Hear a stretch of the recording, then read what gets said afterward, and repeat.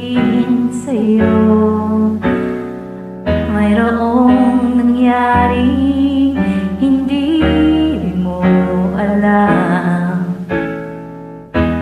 Ito'y isang lihim itinawag kay tagan. Muntik na kita minahal.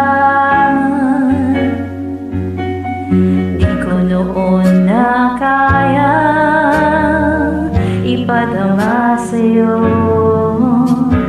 ang nararamdaman ng puso ito.